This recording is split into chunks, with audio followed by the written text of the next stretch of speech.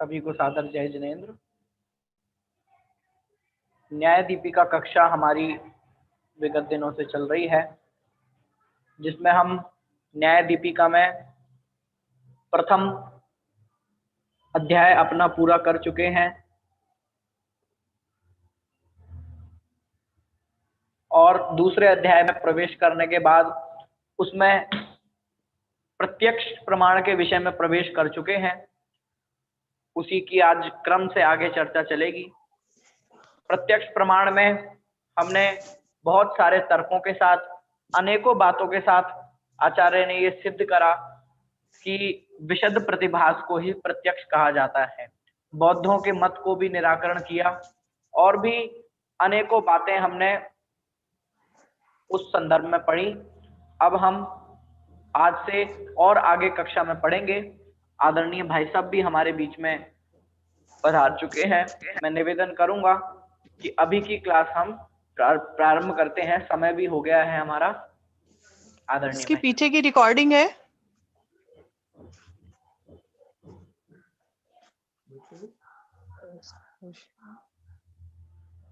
चलिए जी।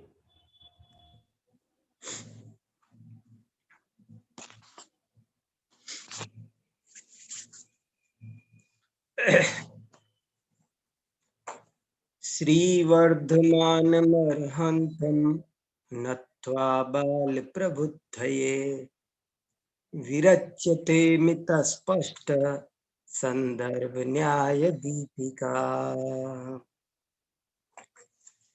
हम सब न्याय दीपिका ग्रंथ का स्वाध्याय कर रहे हैं, जिसकी रचना आज से लगभग 500 वर्ष पहले आचार्य अभिनव धर्म भूषण यति ने की है। ये जैन न्याय का एक बहुत ही लोकप्रिय प्रसिद्ध ग्रंथ है। जैन न्याय को समझने के लिए यदि उंगली पर 5 ग्रंथों के, क्या 2 ग्रंथों के भी नाम बताने को कोई कहे तो न्याय दीपिका नाम तुरंत बोला जाएगा। न्याय ग्रंथों की सूची में मानो सर्वोपरि न्याय दीपिका ग्रंथ रहता है।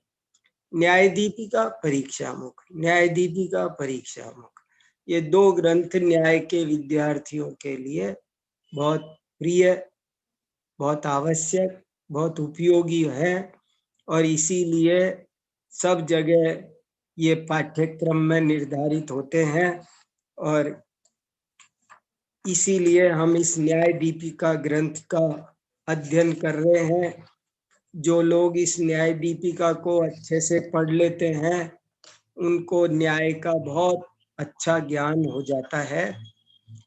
ये ग्रंथ कंठस्थ करने लायक ही है, मानो थोड़े थोड़े में, जैसे तत्वार्थ सूत्र में दर्शन शास्त्र के सभी तरह के बीज मिलते हैं, ऐसे ही न्याय दीपिका में लगभग हर विषय के बीज मिलते हैं। बहुत संक्षेप में हर विषय को, इसमें संक्षेप में, जैसे बौद्ध प्रमाण का लक्षण क्या मानते हैं, इन्होंने एक ही पैराग्राफ में बता देते हैं और वो क्यों गलत है वो भी बता देते हैं। और यही बात जब प्रमेय कमल मार्तंड में आती है तो 50 पेज भरते हैं। तो बड़े बड़े ग्रंथों में विस्तार है, इसमें संक्षेप है। संक्षेप और विस्तार का ही अंतर है, बाकी अंतर नहीं है। इसलिए इस ग्रंथ को बहुत मन लगा करके एक एक पंक्ति इसको समझ लेना चाहिए। यही आगे काम आएगा। कोई भी बड़ा ग्रंथ पढ़ेंगे तो यही ग्रंथ काम आएगा। तो इसमें हम पहला परिच्छेद अर्थात प्रथम प्रकाश पढ़ चुके, द्वितीय प्रकाश चल रहा है। द्वितीय प्रकाश में भी हमने ये 7 पैराग्राफ, 7 अनुच्छेद हमने पढ़ लिए। अब 8वें अनुच्छेद से बात शुरू करनी है। लेकिन 7वां अनुच्छेद एक ही 2 पंक्ति का है और वहीं से प्रकरण शुरू हो रहा है, इसलिए मैं 7वें अनुच्छेद से बात शुरू करता हूं। देखो क्या प्रकरण है, पेज नंबर 114 है मेरी पुस्तक में और दूसरे परिच्छेद का 7वां अनुच्छेद है। बहुत बढ़िया बात समझाई जा रही है। प्रत्यक्ष प्रमाण किसे कहते हैं, ये प्रकरण चल रहा है और उसमें उत्तर दिया था कि विशद प्रतिभासम प्रत्यक्षम। एक तो ये परिभाषा बिल्कुल चित्त से नहीं उतरनी चाहिए, याद रहनी चाहिए कि विशद प्रतिभासम प्रत्यक्षम, प्रत्यक्ष किसे कहते हैं, तो तुरंत याद रहना चाहिए विशद। विशद माने निर्मल, निर्मल प्रतिभास को, निर्मल जानने को, निर्मल ज्ञान को प्रत्यक्ष कहते हैं। निर्मल माने क्या, विशद माने निर्मल, निर्मल माने क्या, स्पष्ट। और वो विशदता और निर्मलता क्या होती है, यदि कोई पूछे तो याद रखना बहुत सावधानी से कि कोई और, जैसे किसी ने पूछा विशद माने क्या, तो हमने बता दिया निर्मल।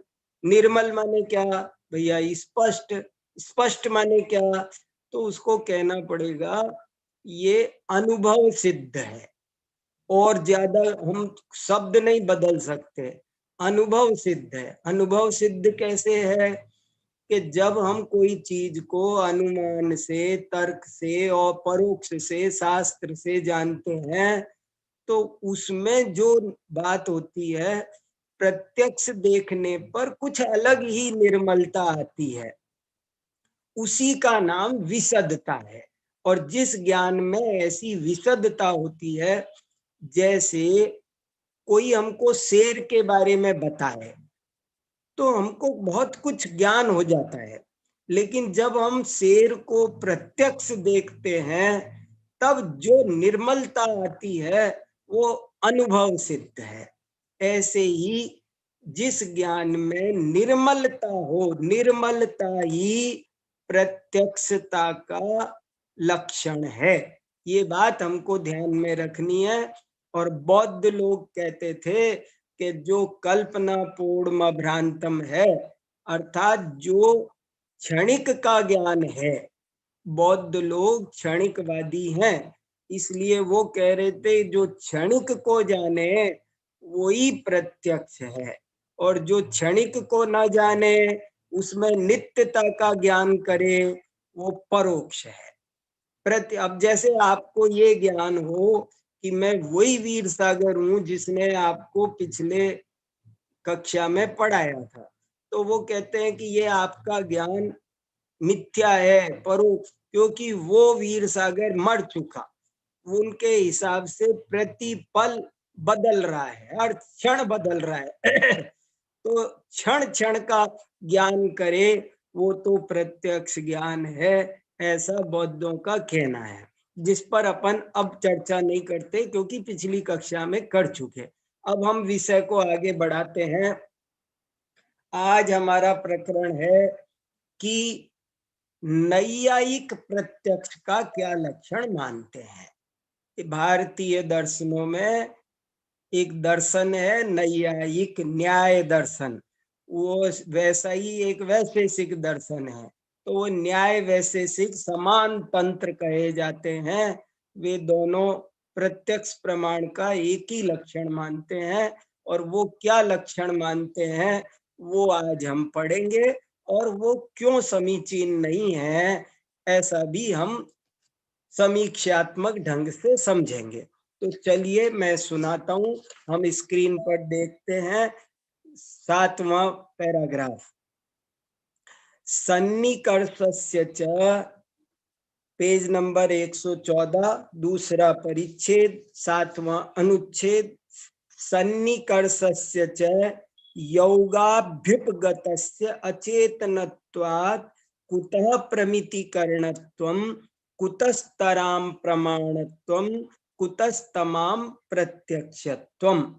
ये बात कही गई कि वो लोग योग, योग का मतलब याद रखना, योग माने क्या? ये 7वां पैराग्राफ आपकी स्क्रीन पर आ गया है।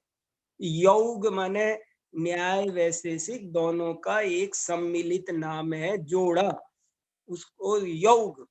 तो सन्निकर्ष को योग मतानुयायी प्रत्यक्ष प्रमाण मानते हैं, लेकिन जैन आचार्य कह रहे हैं अचेतनत्वात्। ये ध्यान देने लायक शब्द है, बहुत इंपॉर्टेंट शब्द है, इसको पकड़ना जरूरी है। सन्निकर्षस्य च योगाभ्युपगतस्य, अभ्युपगत माने क्या होता है? स्वीकृत, स्वीकृत, अभिमत, अंगीकृत, ये सब पर्यायवाची है। तो यहाँ योगाभ्युपगत माने योगाभिमत, उनके द्वारा माने गए सन्निकर्ष में क्या है? ये शब्द बहुत हाईलाइट करने लायक है, अचेतनत्वात्, के सन्निकर्ष तो अचेतन है, इसलिए कुतः प्रमितिकरणत्वम, इसलिए वह प्रमिति माने ज्ञप्ति, जानकारी, ज्ञान, ज्ञान का करण, करण माने साधक तमम करणम, वह ज्ञान का करण माने साधक तम कैसे हो सकता है? कुतः, देखो क्या प्रतिपादन शैली है, वो कहाँ से होगा? वो तो अचेतन है। कुतस्तराम प्रमाणत्वम, वो प्रमिति का करण ही नहीं है, तो प्रमाण कैसे हो सकता है? और प्रमाण हो तो प्रत्यक्ष प्रमाण कैसे हो सकता है? कुतस्तमाम प्रत्यक्षत्वम, इसलिए सन्निकर्ष प्रमाण नहीं है। अब 8वां पैराग्राफ, ये 7 हमने पढ़ लिया था, 8वें में जरा और बात आगे बढ़ती है। किंच, किंच का मतलब होता है इसी बात को कुछ और विस्तार के साथ स्पष्ट करते हैं। किंच, च माने और भी कुछ कहते हैं। किम माने कुछ, च माने और, कुछ और सुनिए जरा इसी बारे में।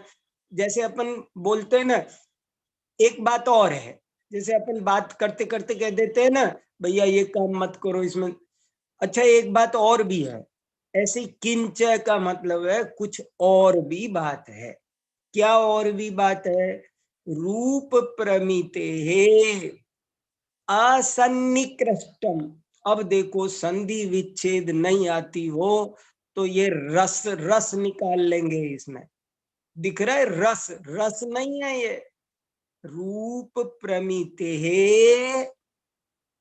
असन्निकृष्टम एव चक्षुर्जनकम, रूप का ज्ञान, रूप प्रमिति माने, प्रमिति माने जानकारी, रूप की जानकारी असन्निकृष्टम एव, बिना छुए, सन्निकृष्ट माने सन्निकर्ष युक्त, छूना। देखो एक बात याद रखना, मैंने पिछली बार बता दी थी, आज फिर सुनाता हूं, न्याय के सभी विद्यार्थियों को ये लाइन याद रहे। सन्निकर्ष किसे कहते हैं? इंद्रियार्थ संबंध सन्निकर्ष, ये याद रहना चाहिए। इंद्रियार्थ संबंध सन्निकर्ष, बहुत इंपॉर्टेंट परिभाषा, याद रखने लायक। इंद्रिय और अर्थ, अर्थ माने पदार्थ, इंद्रिय और पदार्थ के संबंध को, मिलन को सन्निकर्ष कहते हैं। तो सन्निकर्ष की परिभाषा, सन्निकर्ष की थ्योरी क्या है कि वो कहते हैं कि हमको कोई भी ज्ञान होता है तो वो तभी होता है जब इंद्रियां पदार्थ को छूती हैं, ऐसा नैयायिकों का मानना है। तो जैन आचार्य कह रहे हैं कि देखो रूप प्रमिति, रूप की जानकारी, रूप माने, रूप का मतलब है रंग, रंग, स्पर्श, रस, गंध, वर्ण होता है आकार, आकार की, रंग रूप की जानकारी असन्निकृष्टम एव चक्षुर्जनकम, चक्षु बिना छुए ही पैदा करता है। रूप की जानकारी चक्षु के द्वारा उसको बिना छुए ही हो जाती है। अप्राप्यकारित्वात् स्पर्शन इंद्री छू कर जानती है, रसना इंद्री छू कर जानती है, घ्राण इंद्री छू कर जानती है, कर्ण इंद्री छू कर जानती है, लेकिन जो चक्षु है वो छूकर नहीं जानती है। गजब की बात है, इस पर ध्यान दो। चक्षु बिना छुए जानती है। चक्षु जैसे मान लो एक डिब्बी में काजल रखा है, तो जब वो डिब्बी में रखा है तब तो देख रही है आंख, और वही काजल अगर हम उसको आंख में लगा देते हैं तो उल्टा दिखना बंद हो जाता है। हमारे कोई भी चीज है, एक तिनका पड़ा है यहाँ बाहर तो हमको दिखाई दे रहा है, लेकिन वही तिनका आंख में घुस जाए तो दिखना बंद हो जाता है। तो चक्षु उल्टा छूने से जानना बंद करती है। बिना छुए चीजों को दूर रह करके जानती है, वो अप्राप्यकारी है। अप्राप्यकारी माने उसको प्राप्त नहीं करती है। प्राप्त माने छूना, वो बिना छुए जानती है। अप्राप्यकारी माने अस्पर्शकारी, वो उस चीज को छूती नहीं है। ततः सन्निकर्षा भावे भी, इसलिए ततः माने इसलिए सन्निकर्ष के अभाव में भी, सन्निकर्षा भावे सप्तमी एक वचन, सन्निकर्ष के अभाव में भी साक्षात्कारी प्रमा उत्पत्ते, जानने वाली प्रमा प्रमिति जानकारी ज्ञप्ति वो उत्पन्न हो जाती है। न सन्निकर्ष रूपता एव प्रत्यक्षस्य, इसलिए सन्निकर्ष रूपता प्रत्यक्ष के पूरी तरह बनती नहीं है।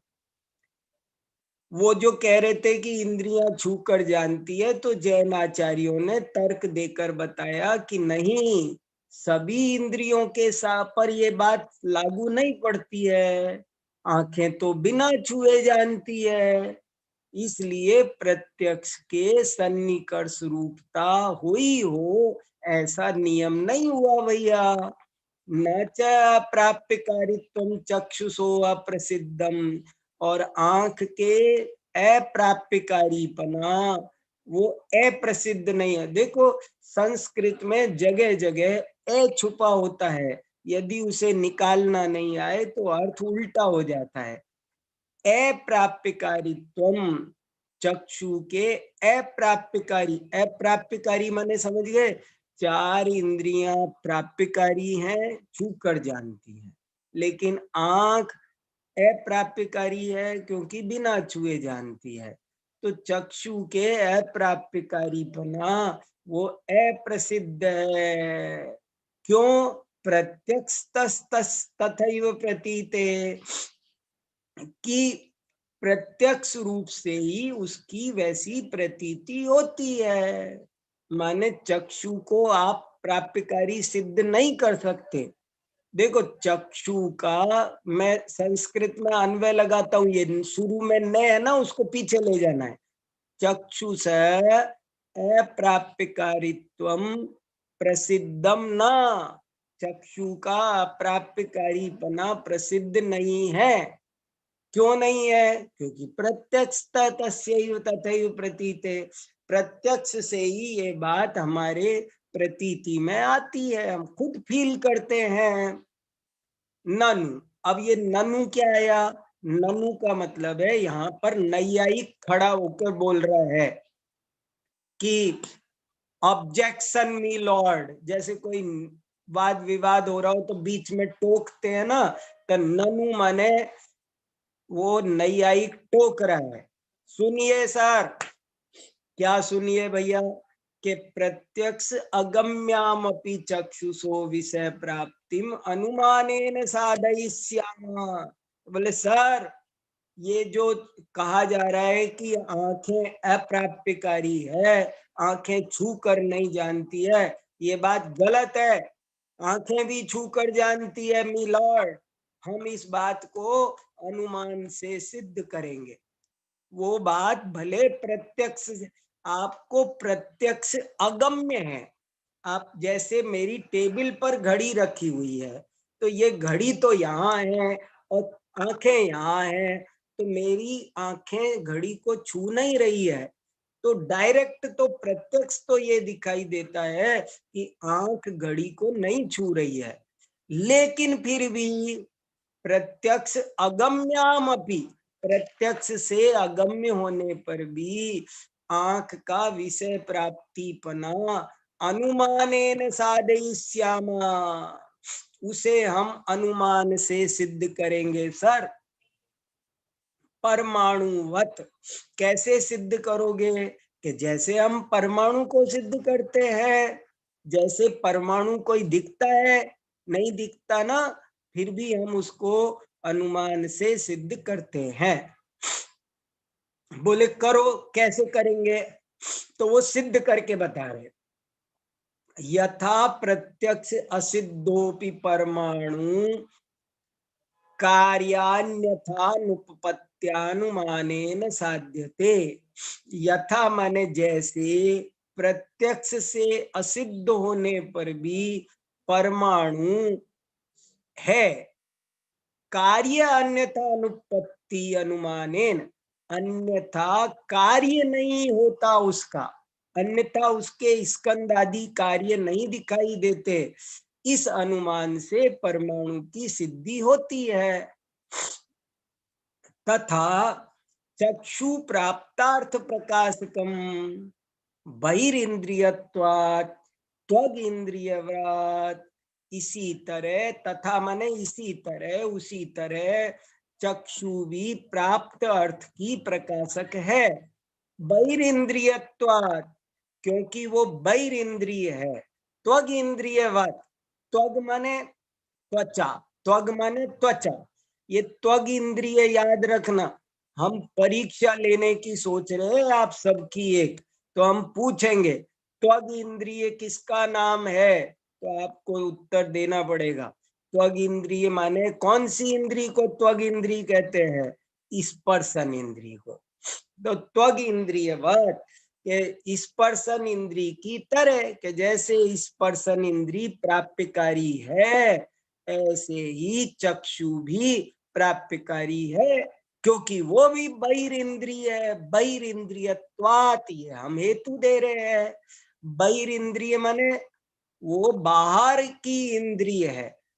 मन एक अंतरंग इंद्रिय, इंद्रियां दो तरह की है, एक बाह्य इंद्रियां, एक अंतरंग इंद्रियां। अंतरंग इंद्रिय है मन, और बाकी की 5 इंद्रियां है बहिरंग। इति अनुमानात, इस अनुमान से प्राप्ति सिद्धि, इस अनुमान से चक्षु की भी प्राप्ति सिद्ध हो जाती है। प्राप्ति माने प्राप्यकारीपना, प्राप्ति रे वही सन्निकर्ष, और प्राप्ति का नाम ही सन्निकर्ष है। ततो न सन्निकर्षस्य अव्याप्ति रीति चेत, इसलिए सन्निकर्ष में अव्याप्ति नहीं है। इति चेत, यहाँ तक बोला वो नैयायिक। ऐसा यदि तुम बीच में प्रश्न करो तो, अब जैन उत्तर दे रहे हैं। देखो ये याद रहना चाहिए, ननु से बात शुरू हुई थी, इति चेत तक पूरी हुई। अब ये वास्तव में नए ढंग से संपादन हो तो यहाँ पैराग्राफ चेंज होना चाहिए, ननु से, और फिर उत्तर है ना, तुम्हारी बात ठीक नहीं है। ना लगा के कॉमा लगाया, मतलब न शब्द का क्या अर्थ है? तुम्हारी बात ठीक नहीं है। क्यों नहीं है? अस्य अनुमानाभासत्वात्, क्योंकि जो तुमने अनुमान दिया है भाई जी, वो अनुमान नहीं है, वो अनुमानाभास है। गजब की बात है, बहुत गजब की बात है। कल परसों किसी ने पूछा था ना आप्त परीक्षा की कक्षा में कि वो भी सर्वज्ञ सिद्धि का खंडन करते हैं अनुमान के आधार पर, जैन सर्वज्ञ की सिद्धि करते हैं वो भी अनुमान के आधार पर। तो दोष क्या, गलती कहाँ हो रही? तो वो अनुमान की बजाय अनुमानाभास लगाते हैं। यहां भी कहा कि तुम जो कह रहे हो ये अनुमानाभासत्वात्, ये तो अनुमानाभास है भैया जी। हे नैयायी को, ये अनुमान नहीं हुआ तुम्हारा, ये अनुमानाभास हुआ। कैसे हुआ उसको समझाने के लिए तद्यथा, तद्यथा, तद्यथा का संधि विच्छेद क्या होगा? तत् प्लस यथा, वह इस प्रकार है। तत् यथा, जैसा कि यह है। तद यथा, हर शब्द का, शब्द हमको बहुत अच्छी तरह आने चाहिए, हर शब्द का विच्छेद करना आना चाहिए, विभक्ति पकड़ में आनी चाहिए। तद यथा, वह इस प्रकार है। अब ये वो सिद्ध कर रहे हैं कि चक्षु भी, चक्षु अप्राप्यकारी है। उसने कहा कि नहीं, चक्षु भी अप्राप्यकारी है, और जैन कह रहे नहीं, चक्षु तो अप्राप्यकारी है। कैसे? 9वां परिच्छेद पढ़ रहा हूं। चक्षु इत्यत्र का पक्षो अभिप्रेतः किम लौकिकम चक्षुरुत अलौकिकम। देखो कैसे तर्क करते हैं, कैसे बात करने का तरीका होता है, सोचने का तरीका देखो। ये संगति है बड़े बड़े नैयायिकों की। हम जो न्याय दीपिका पढ़ रहे हैं ना, वो समझ लो हमको बड़े बड़े अभिनव धर्म भूषण यति के पास बैठे हैं हम इस समय, उनके चरणों में बैठे हैं, उनकी संगति कर रहे हैं, उनका चिंतन का तरीका क्या होता है हम ये समझ रहे हैं। कैसे सोच रहे थे वो? चक्षुरित्यत्र कह पक्षो अभिप्रेत है। बताओ भैया। अब उससे इस पक्ष का, जैन पक्ष का वकील उनसे बात कर रहा है। बताओ, चक्षु कहने से तुम्हारा क्या मतलब है? अभिप्रेत माने व्हाट डू यू वांट, तुम क्या चाहते हो, तुम्हारा क्या अभिप्रेत माने क्या तुम्हारा इच्छित है? चक्षु कहकर तुम क्या चाहते हो? किम लौकिकम चक्षु उत अलौकिकम। अब देखो, उत के बाद आ लगा हुआ है, उत अलौकिकम। उत माने अथवा, क्या तुम लौकिक चक्षु मान रहे हो अथवा अलौकिक चक्षु मान रहे हो? क्या कह रहे हो, क्या कहना क्या है तुम्हारा भैया? उनसे पूछा जाए, बोलो। चक्षु माने क्या? लौकिक चक्षु या अलौकिक चक्षु? ये क्या हुआ? कभी हम लोगों ने भी नहीं सुना होगा, बहुत लोग नहीं जानते होंगे लौकिक चक्षु क्या होती है, अलौकिक चक्षु क्या होती है। हमारी जो ये आंख है ना, इसका नाम तो है लौकिक चक्षु। ये जो गोला दिखाई दे रहा है, ये तो है लौकिक चक्षु। और इन आंखों में से जो किरणें दिखाई दे निकल रही है, उसका नाम है अलौकिक चक्षु। दृष्टि, आंखों की जो रोशनी है, उसका नाम है अलौकिक चक्षु। और ये जो फिजिकल है, इसका नाम है लौकिक चक्षु। समझ में आया? चक्षु दो तरह की, एक लौकिक चक्षु, एक अलौकिक चक्षु। लौकिक चक्षु का मतलब है ये जो पौद्गलिक है, और अलौकिक चक्षु माने ये जो उसमें से निकलने वाली दृष्टि है। दो तरह की चक्षु है। तो बोले तुम कौन सी चक्षु कहना चाहते हो? बताओ भैया। आद्य, आद्य माने पहले वाला, आद्य माने आदि का। यदि पहले वाला कहना चाहते हो, माने पहला वाला क्या है? लौकिक चक्षु। यदि तुम पहले वाला कहना चाहते हो तो हेतु कालात्ययापदिष्टम, तो तुम्हारा हेतु कालात्ययापदिष्ट है। ये बड़ा अच्छा शब्द है। कालात्ययापदिष्ट मतलब तुम टाइम वेस्ट कर रहे हो भैया। काल माने टाइम, कालात्ययापदिष्ट, तुम केवल टाइम, तुम कोई चर्चा नहीं कर रहे, तुम फिजूल बात करो। काला जैसे अपन कहते हैं ना, ये क्या फिजूल बात कर। अभी जैसे मैं आपसे बोलूं कि आज बारिश आएगी क्योंकि मेरी टेबल पे घड़ी रखी है, तो आप कहोगे क्या फिजूल बात कर रहे हो, घड़ी से बारिश का क्या लेना देना है। तो ये कालात्ययापदिष्ट एक एक हेत्वाभास होता है कि जिसमें कोई दम नहीं होती है, खाली टाइम खराब करना है वादी प्रतिवादी का। तो बोले अगर आप लौकिक चक्षु की बात कर रहे हो तो केवल आप टाइम खराब खराब कर रहे हो, क्योंकि गोलकाख्यस्य, गोलकाख्य माने ये जो आंखों का गोला है, इसको बोलते हैं लौकिक चक्षु। गोलक नाम की चक्षु, गोलक अख्य, आख्य माने नामक, गोलक नाम की जो चक्षु है उसकी बात करो तो ये तो टाइम पास कर रहे हो। क्यों? लौकिक चक्षुषो विषय प्राप्ते प्रत्यक्ष बाधितत्वात्, के जो लौकिक चक्षु है वो तो विषय की प्राप्ति में प्रत्यक्ष बाधित ही है। ये तो सब समझ रहे हैं। कौन है जो ये कहेगा मुझे घड़ी देखने के लिए मेरी आंखें निकल के घड़ी के पास थोड़ी गई है। अगर गैस को देख करके, गैस को देखने के लिए मेरी आंखों को गैस को छूना पड़े तो जल जाएंगी। अगर सन्निकर्ष से जानती होती आंखें तो जब आग को देखे तब गर्म होना चाहिए, जब बर्फ को देखे तब ठंडा होना चाहिए, लेकिन वो छूती नहीं है।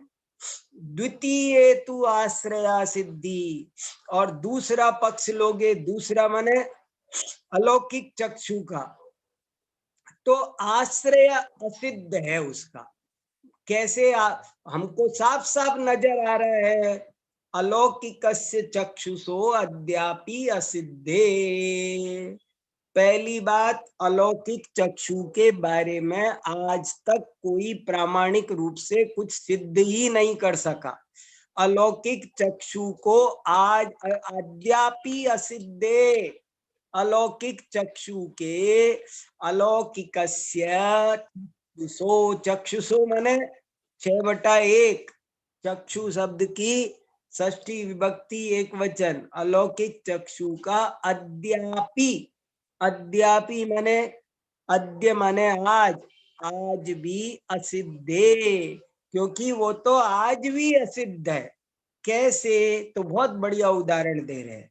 शाखा सुधा दीदिति समान काल ग्रहण अन्यथानुपपत्तेश्च चक्षुर प्राप्यकारी निश्चीयते। बहुत ही बढ़िया बात है। शाखा, शाखा माने क्या? पेड़ की शाखा होती है ना, डाली, पेड़ की डाली को कहते हैं शाखा। और सुधा दीदिति माने क्या होता है? सुधा माने होता है अमृत, ठंडा। दीदिति माने किरण है। सुधा दीदिति शब्द का अर्थ होता है चंद्रमा। शाखा सुधा दीदिति, बहुत बढ़िया लिखा है। शाखा माने पेड़ की शाखा, और सुधा दीदिति माने, अब देखो ये परीक्षा में पूछना चाहिए। संदेश जी, श्रुति, हमको परीक्षा में ये सवाल पूछने हैं सबसे। न्याय दीपिका पढ़ रहे हैं तो ये शब्द, एक प्रश्न हम शब्द कोश का पूछेंगे कि इतने सब शब्दों का अर्थ बताओ। सुधा दीदिति माने क्या होता है? सुधा दीदिति माने चंद्रमा, चंद्रमा का पर्यायवाची है। सुधा दीदिति माने जैसे रजनीश कहो, हिमांशु कहो, ऐसे ही सुधा दीदिति है। सुधा दीदिति अर्थात चंद्रमा, चंद्रमा का पर्याय। शाखा माने पेड़ की शाखा। शाखा सुधा दीदिति समान काल ग्रहण अन्यथानुपत्तेश्च, के जो शाखा में है पेड़ की शाखा और चंद्रमा, दोनों समान काल में ग्रहण हो जाते हैं, अन्यथा अनुपपत्तेश्च, नहीं तो वो नहीं होना चाहिए था। इससे सिद्ध होता है चक्षु अप्राप्यकारी इति निश्चयते, इससे निश्चय होता है कि चक्षु अप्राप्यकारी है। समझ में आया आपको क्या कहा? कि जो रोशनी रूप आंखें हैं, रोशनी रूप आंखें भी चीज को छूती नहीं है। यदि छूती होती तो मैंने एक तर्क तो आपको दूसरे ग्रंथ से दिया कि अग्नि को देखते समय जलना चाहिए, गर्म होना चाहिए कम से कम, और बर्फ को देखते समय ठंडा होना चाहिए, लेकिन ऐसा नहीं होता है। और दूसरा तर्क ये दे रहे हैं कि देखो, वो जैसे हमने पेड़ में देखा, आप सब इस बात को समझना क्या कहना चाह रहे हैं। अपन रात को पेड़ में झांके ऊपर गर्दन करके, तो जब हमने ऐसे पेड़ को देखा तो हमें पेड़ की शाखा भी दिखाई दी और पेड़ों में से ऊपर आसमान में तारे और चंद्रमा भी दिखाई दिए। तो कह रहे देखो, इतनी चीजें दिख रही है, एक साथ शाखा भी दिख रही है और चंद्रमा भी दिख रहा है, तो किसको छू रही है आंखें? वो क्या चंद्रमा को छूने गई? चंद्रमा को छुआ तो शाखा का। इसलिए ये बात प्रत्यक्ष बाधित है, ये बात बैठती नहीं है। और इससे सिद्ध होता है कि चक्षु अप्राप्यकारी है। तदेवं सन्निकर्षा भावेपि चक्षुषा रूप प्रतीतिर जायते इति सन्निकर्षो अव्यापकत्वात् प्रत्यक्षस्य स्वरूपम न भवति इति स्थितम। इस प्रकार सन्निकर्ष के अभाव में भी चक्षु से रूप प्रतीति होती है। ये सन्निकर्ष अव्यापक होने से प्रत्यक्ष का स्वरूप नहीं होता है इति स्थितम, ये सिद्ध हो गया। इस प्रकार ये सिद्ध हुआ कि सन्निकर्ष अव्यापक है और अव्यापक होने के कारण प्रत्यक्ष प्रमाण का स्वरूप नहीं है, ये बात भली भांति सिद्ध होती है। और 10वां पैराग्राफ और पढ़ के सुनाता हूं, बहुत अच्छा सा। इसको अब कंक्लूड कर रहे हैं विषय को, इसका उपसंहार करते हैं। अस्य च प्रमेयस्य प्रपंचः प्रमेय कमल मार्तंडे सुलभ।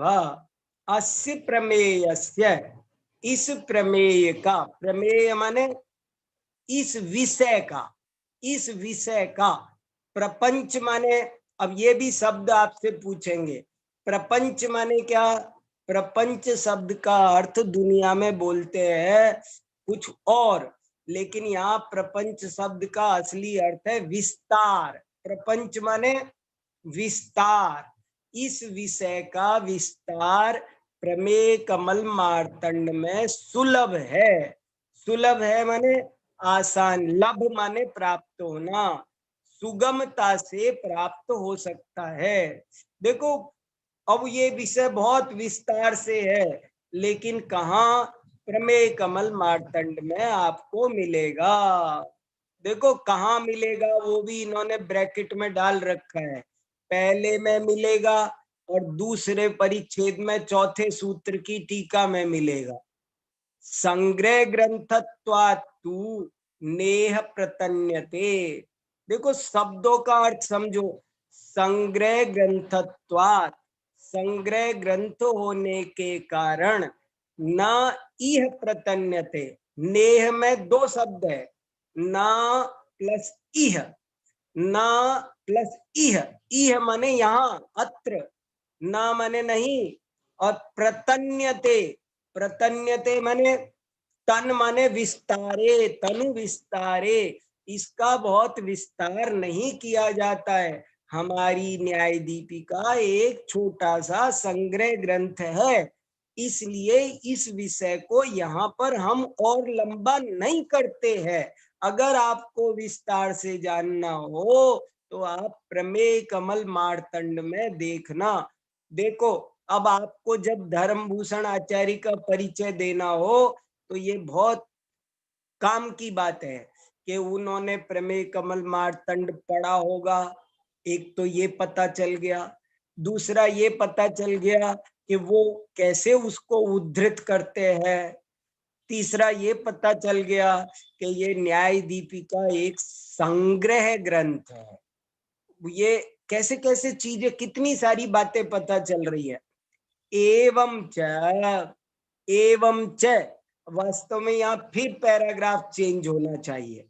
एवं च इस प्रकार, एवं माने, एवं का हिंदी में अर्थ होता है एंड, और, लेकिन यहाँ और अर्थ नहीं है। एवं शब्द जब संस्कृत का होता है तो वहां एवं शब्द का अर्थ होता है इस प्रकार। एवं माने इस प्रकार। एवं च न सौगताभिमतम निर्विकल्पम प्रत्यक्षम। इस प्रकार सौगतों के द्वारा, सौगत माने, अब ये भी सब प्रश्न पूछे जाने चाहिए। एक कोई विद्यार्थी न्याय दीपिका के कठिन शब्दों को लिखो एक जगह और बाद में उसको एक जगह छपाएंगे। न्याय दीपिका का एक शब्दकोश तैयार करो। सौगत, तथागत, बौद्ध, ये सब पर्यायवाची है। इस प्रकार सौगताभिमतम निर्विकल्पम प्रत्यक्षम ना कहाँ लिखा है, दिख रहा है पहले। एवं च न सौगताभिमतम निर्विकल्पम प्रत्यक्षम। इस प्रकार सौगत द्वारा माना गया निर्विकल्प वो भी प्रत्यक्ष प्रमाण नहीं है, नापी और भी नहीं है। क्या? योगाभिमत, योग माने नैयायिक वैशेषिक द्वारा माना गया इंद्रियार्थ सन्निकर्ष, इंद्रिय और पदार्थ का सम्मिलन भी, वो भी प्रत्यक्ष नहीं है। देखो कितना बढ़िया ढंग से बात कही। अब आपको समझ में आई बात। मैं एक बात और कह देता हूं, फिर आपको कुछ पूछना हो तो आप पूछना। अगर इसमें कुछ समझ में नहीं आई हो, किसी को कुछ पूछना हो तो वो पूछ सकते हैं, फिर हम आगे बढ़ेंगे। आपको मैं शॉर्ट में बस 2 मिनट में रिपीट कर रहा हूं कि सन्निकर्ष को नैयायिक मत वाले प्रत्यक्ष प्रमाण मानते हैं और उसका मतलब बताते हैं कि इंद्रियार्थ संबंध सन्निकर्ष है। इंद्रियों का पदार्थ के साथ मिलना, उसको सन्निकर्ष कहते हैं। लेकिन जैन आचार्यों के कई तर्क हैं। उनका पहला तर्क कि सन्निकर्ष तो अचेतन है, इंद्रियां भी अचेतन है, और जिस चीज को छुआ जाता है वो भी गारंटी से अचेतन होती है। हम केवल पुद्गल को ही छू सकते हैं 6 द्रव्यों में से। तो पहली बात, सन्निकर्ष अचेतन है। नंबर 2, चक्षु इंद्री सन्निकर्ष करके जानती नहीं है, इसलिए इसमें अव्याप्ति दोष आता है। मान लिया चलो 4 इंद्रियां छूकर जानती है, लेकिन चक्षु इंद्री तो गारंटी से बिना छुए ही जानती है, इसलिए सन्निकर्ष को प्रमाण नहीं मान सकते। नंबर 3, यदि सन्निकर्ष को प्रमाण मानेंगे तो कभी कोई सूक्ष्म, अंतरित और दूरवर्ती पदार्थों का ज्ञान नहीं हो सकता, कभी कोई सर्वज्ञ नहीं हो सकता। क्योंकि देखो, जो चीज भूतकाल में निकल गई, खत्म हो गई, उनको हम छू नहीं सकते। जो चीज भविष्य में आएगी उनको हम छू नहीं सकते। तो हम कैसे बता सकते हैं? उनका ज्ञान नहीं होगा, भूत भविष्य की वस्तुओं का। इसलिए, और तीसरा कारण कि हम केवल सन्निकर्ष को प्रमाण, यदि हम सन्निकर्ष को प्रमाण माने तो हम केवल पुद्गल द्रव्य को जान सकते हैं, बाकी के जीव, द्रव्य, धर्म, अधर्म, आकाश काल को नहीं जान सकते।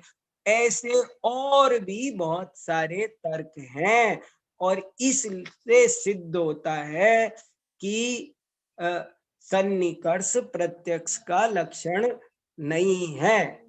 और एक लाइन जरा सी बच गई, एक शब्द बच गया, इंद्रियार्थ किम तरही, नीचे नीचे लिखा है किम तरही विशद प्रतिभासम ज्ञानमेव प्रत्यक्षम सिद्धम। आपकी स्क्रीन पर साफ साफ लिखा हुआ है किम तरी, तो फिर क्या सही है? विशद प्रतिभासम ज्ञानम एव प्रत्यक्षम सिद्धम। विशद प्रतिभास ही, विशद प्रतिभास, निर्मल प्रतिभास वाले ज्ञान को प्रत्यक्ष कहते हैं, यही प्रत्यक्ष का लक्षण सही है। आया समझ में? किसी को कुछ पूछना है कि आगे बढ़ूं मैं? हाँ रितु जी बोलो।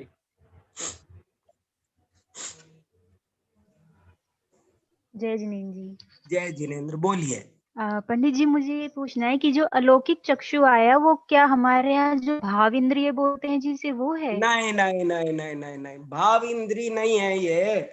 उन्होंने एक तो ये कहा था कि अद्यापि असिद्धे, एक तो अलौकिक चक्षु क्या है ये बात अभी तक किसी ने भी प्रामाणिक रूप से बताया समझाया नहीं है, पहली बात। फिर भी जो तुम कह रहे हो वही मान लेते हैं। तो वो क्या कहते हैं कि ये जो आंख में से जो रोशनी निकल रही है वो अलौकिक चक्षु। आंख जो पुद्गल का आकार है, ये गोला वोला जो कुछ है, ये तो है लौकिक चक्षु। और इसमें से जो रोशनी है वो है अलौकिक चक्षु। ये भाव इंद्री नहीं, भाव चक्षु नहीं। ठीक है। हाँ ठीक। और हाँ ये पूछना था कि जब वो लोग इंद्रिय की बात करते हैं तो हमने कह दिया कि वो अचेतन है, और जब अपने यहाँ विशद प्रतिभास की बात आई तो कहा कि जब हम आंखों से प्रत्यक्ष उसको देख लेते हैं तो उसे स्पष्ट प्रतिभास कहते हैं, उसे बहुत अच्छा मतलब विशद प्रतिभास कहते हैं। तब भी तो हम आंखों से देख रहे हैं, इंद्रियों से देख रहे हैं। हाँ, उसको हमने साम व्यवहारिक प्रत्यक्ष माना। देखो, इंद्रिय से जो ज्ञान हो रहा है वो चेतन है, हमने उस ज्ञान को प्रत्यक्ष माना है। हमने वो तो इंद्रिय और पदार्थ के मिलन मात्र को प्रत्यक्ष मान रहे हैं। समझना जरा, बहुत ये इस लाइन पे ध्यान दो मेरी पर। इंद्रिय और अर्थ के मिलन का नाम प्रत्यक्ष प्रमाण है। मिलन तो अचेतन है, दोनों चीजें मिल रही है तो दोनों, ये तो मिलन तो अचेतन है। ठीक। हाँ उनका मतलब ये है कि शब्द भी कानों पर टच करते हैं तो हमें हाँ, सुनाई देते हैं। बराबर, ये तो है ही। हाँ, तो लेकिन वो टच चक्षु में भी करने का, ऐसे ही मानते हैं। हाँ लेकिन टच करने का नाम हम साम्यवहारिक प्रत्यक्ष भी नहीं मानते। हम टच करने को पारमार्थिक प्रत्यक्ष तो मानते ही नहीं। हम साम्यवहारिक प्रत्यक्ष भी टच करने का नाम नहीं है। बहुत सारी चीजें टच होती है, हमको ज्ञान नहीं होता, हमें जरूरी थोड़ी है। एक ये भी बात है, हमें सन्निकर्ष होने पर भी ज्ञान नहीं होता है। बहुत बार चीजें छुई जाती है फिर भी हमको पता नहीं चलता, हमारी आंखों के सामने होती है तब भी नहीं पता चलता। हमारी जबान, गलत ज्ञान भी होता है। बुखार आ रहा हो तो मीठा दूध भी कड़वा लगता है, और चना बोलो धना सुनाई देता है। और आप 1 घंटे का प्रवचन करो, मैं जैसे मैं बोल रहा हूं अभी 1 घंटे, और आप बराबर कान लगा के सुन रहे हो और सारे शब्द आपके कानों को छू रहे हैं, लेकिन फिर भी सारे नहीं सुन पा रहे हो, कोई कोई निकल जाता है। हाँ जी। इसलिए ठीक है बात। तो इम्पोर्टेंस ज्ञान की है। हाँ ठीक है। जय जिनेन्द्र। जय जी ने। जी। और कोई? अगला प्रश्न अनन्या जैन। हाँ बोलिए। जय जिनेन्द्र पंडित जी। जय जिनेन्द्र बोलिए। पंडित जी, जैसे हमने इस बात का खंडन किया कि चक्षु इंद्रिय प्राप्यकारी नहीं है, तो ये बोला कि फिर हमें शाखा और चंद्रमा का एक साथ ज्ञान नहीं हो पाएगा। वाह। तो फिर हम जैसे रसना इंद्रिय को भी देख रहे हैं, सपोज हम शिकंजी पी रहे हैं तो हमें खट्टा और मीठा एक साथ ज्ञान हो रहा है, और रसना को हम भी प्राप्यकारी मान रहे हैं, तो हाँ नहीं, रसना इंद्री पर तो वो आए हैं साफ साफ। वो तो लौकिक चक्षु तो ना शाखा को छू रही है ना चंद्रमा को छू रही है, लेकिन अलौकिक चक्षु पर जैन आचार्यों का तर्क है कि अलौकिक चक्षु भी अगर जो तुम कोई मानते हो, ये पहली बात तो वो सिद्ध नहीं है अभी तक। दूसरी बात, तुम जो कुछ मानते भी हो तो उसमें क्या माना जाएगा? एक साथ अनेक पदार्थों को, दूर दूरवर्ती पदार्थों को, तो क्या उनको छुएगी वो संभव नहीं है, ऐसा उनका कहना है।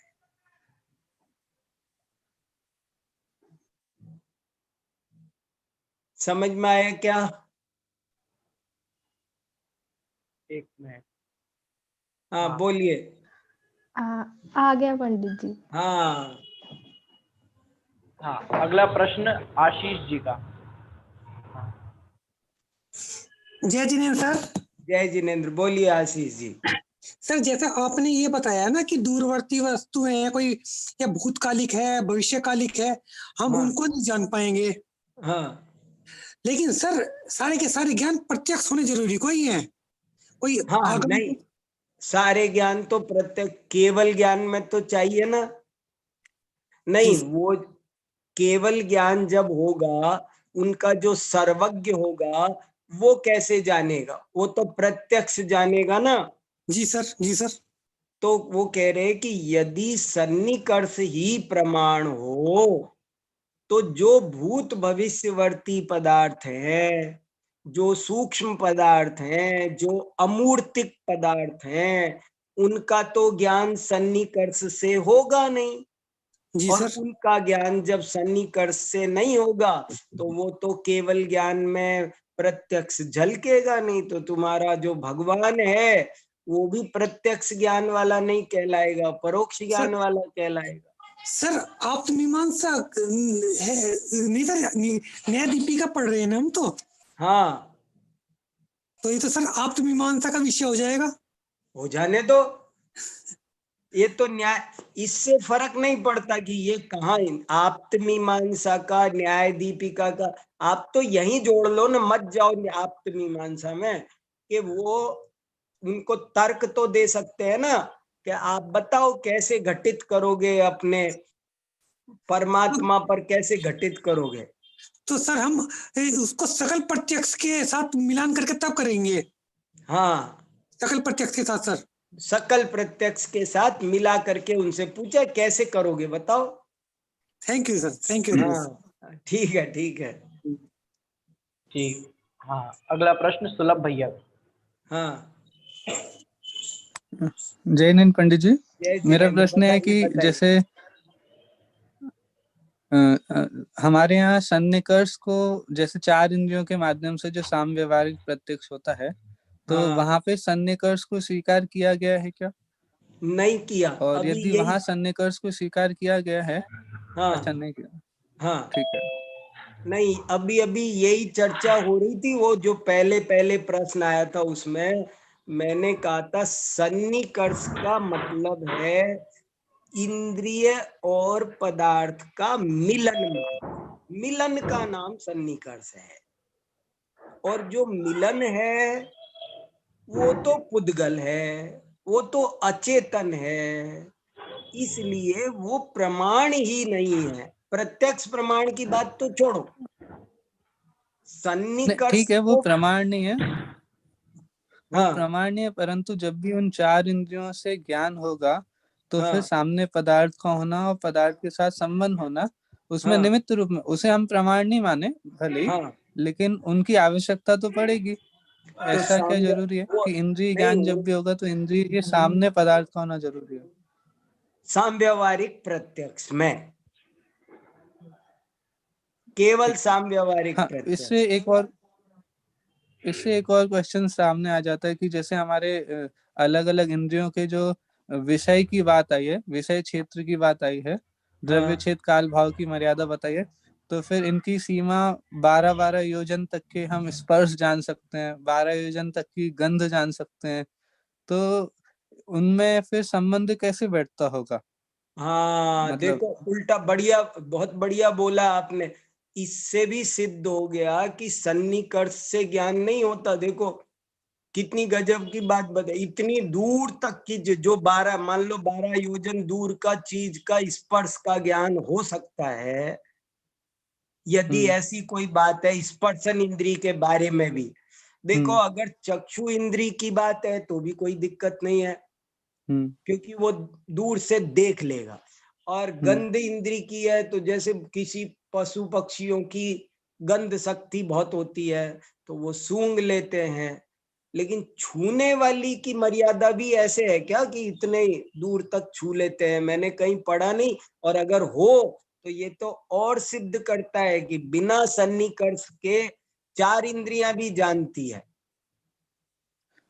हम हाँ, तो ये समझ गवर्नमेंट रहे हैं सार कि आदि 4 में इंद्रियां तो छू के जानती है, लेकिन ये जो आप कह रहे हो उससे तो ये सिद्ध हो जाएगा कि 4 इंद्रियां भी बिना छुए जान जाएंगी।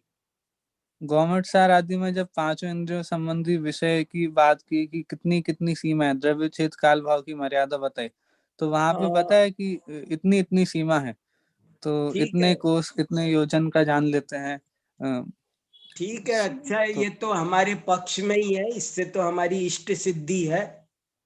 हम हाँ, सन्निकर्ष को प्रमाण नहीं मान रहे, सन्निकर्ष को ज्ञान का कारण नहीं मान रहे हैं। इसका ये एक और पोषक तर्क है। ये तो उसको पुष्ट कर रहा लेकिन है जैसे हमारी बात। मोक्ष में प्रकाशक आदि में जैसे दूसरे तीसरे अधिकार में वहां पे बात आई है, तो उन्होंने हाँ बोला कि इंद्रिय का और अर्थ का संबंध इंद्रिय ज्ञान में चाहिए ही चाहिए। इंद्रिय अपने वर्तमान विषय को और जो उसके हाँ सामने संबंध स्थापित करे, जिससे संबंध स्थापित हो, उसी हाँ विषय को जानती है सारी की हाँ सारी इंद्रियां। और हाँ हाँ इसीलिए वो भूतकालीन और भविष्यकालीन विषयों को भी नहीं जानती हैं कोई भी इंद्रिय। तो उससे जब ऐसा लगता है कि संबंध होता है कुछ, भले ही उसे हम उसे प्रमाण नहीं बोल रहे हैं, लेकिन उसकी आवश्यकता तो बैठ ही जाती है। हाँ हाँ हाँ हाँ। लेकिन अब जब देख लो वो क्या है, मैंने तो वो गोमटसार वाला प्रकरण देखा नहीं है, और उसकी जानने की प्रक्रिया क्या है उस पर डिपेंड करता है। लेकिन हम जो प्रत्यक्ष में देखते हैं वो तो यही देखते हैं कि 4 इंद्रियां तो कहीं न कहीं पदार्थ से सन्निकर्ष के बाद ही जानती हैं। लेकिन चक्षु इंद्री के साथ हम ऐसा देखते हैं कि वो उल्टा छुला दो तो उल्टा जानना बंद कर देती है। जैसे मैंने अभी बताया ना कि वो डिब्बी में काजल है, तब तो वो उसको देख रही है, और वही काजल हमने आंख में लगा दिया तब नहीं देख रही है। वो जब तक टेबल पे रखा था तब तक देख रही थी, और अपने अंदर आ गया आंख में तब नहीं देख रही है। जी, है ना? मैं और वो देख करके प्रकरण देख करके फिर हाँ, उसको और हाँ देखना इसको, अच्छा ये तो हमारे पक्ष में ही है। और जी ऐसे ही ये अलौकिक चक्षु के बारे में भी कोई बात किसी को कहने का मन हो, किसी को भी कुछ भी कहने का, हमारी बात में कुछ जोड़ने का मन हो, तो प्रश्न नहीं हो लेकिन किसी को कुछ और खास बात ध्यान में आ रही हो तो वो कहे, हम उसका स्वागत करते हैं।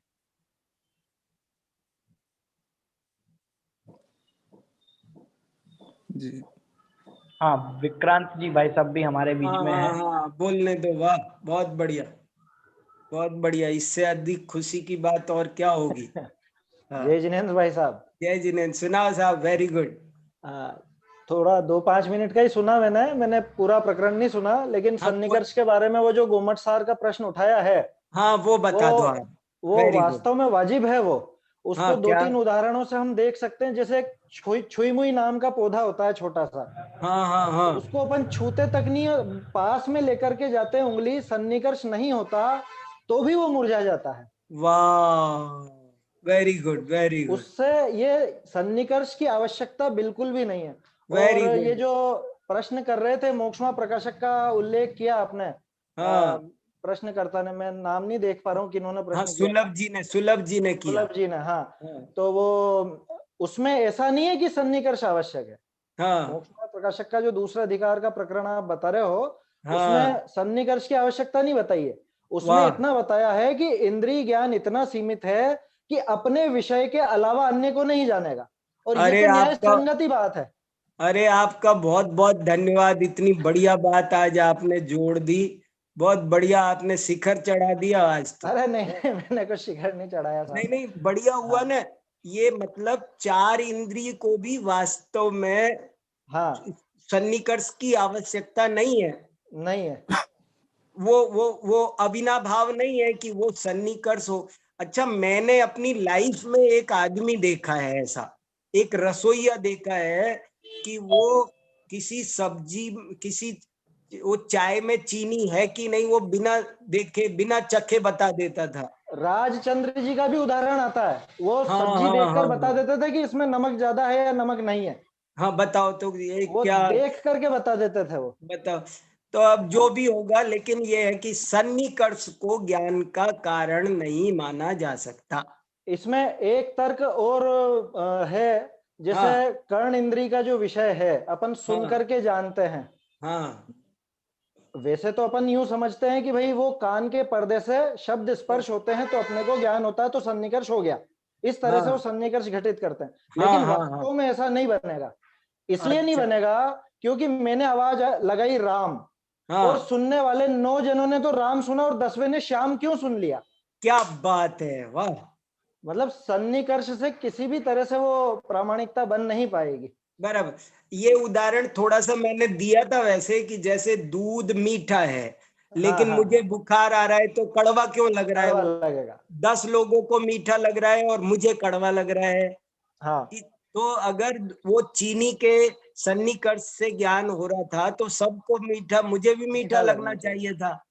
तो इसका, इससे सिद्ध होता है ज्ञान का कारण तो स्वावरण क्षोभसम लक्षण योग्यता ही है। हाँ, और वो बहुत जो बढ़िया। नार्था लोको कारणम परिच्छेद्यत्वा तमवत सूत्र है, अर्थ हाँ, ज्ञान का कारण नहीं है, ये नहीं सिद्ध है। कर देता है कि सन्निकर्ष ज्ञान का कारण नहीं है। बहुत बढ़िया, बहुत बढ़िया, बहुत बढ़िया। अर्थ ज्ञान का कारण नहीं है तो अर्थ का मिलन इंद्रियों के साथ में वो भी ज्ञान का वो भी कारण नहीं ज्ञान है, का वो कारण वही नहीं है। खंडित हो गया। हाँ हाँ, वाह वाह वाह, बहुत चलिए। बढ़िया, बहुत अच्छा, बहुत धन्यवाद आपको। जी। इस प्रकार आज हमने सन्निकर्ष ज्ञान का कारण नहीं है, सन्निकर्ष प्रमाण नहीं है, लौकिक और अलौकिक अनेकों बल के साथ हमने अनेकों उदाहरणों के साथ ये सिद्ध किया कि सन्निकर्ष ज्ञान का कारण नहीं है। इस प्रकार सुंदर कक्षा हमारी चल रही है, कितने प्रैक्टिकल उदाहरण भी बीच बीच में आ रहे हैं, कितनी नई नई बातें का ज्ञान हमें हो रहा है। आदरणीय विक्रांत जी भाई साहब का बहुत बहुत धन्यवाद, उन्होंने बीच में आकर बहुत सुंदर हमें जो गोमट सार की बात आई उसका उदाहरण से हमें अवगत कराया। अभी आगामी कार्यक्रम में आदरणीय विक्रांत जी भाई साहब की मोक्ष मार्ग प्रकाशक के आधार से कक्षा चल रही है, वो यथावत रहेगी। मैं निवेदन करूंगा भाई साहब से कि वे कक्षा को प्रारंभ करें।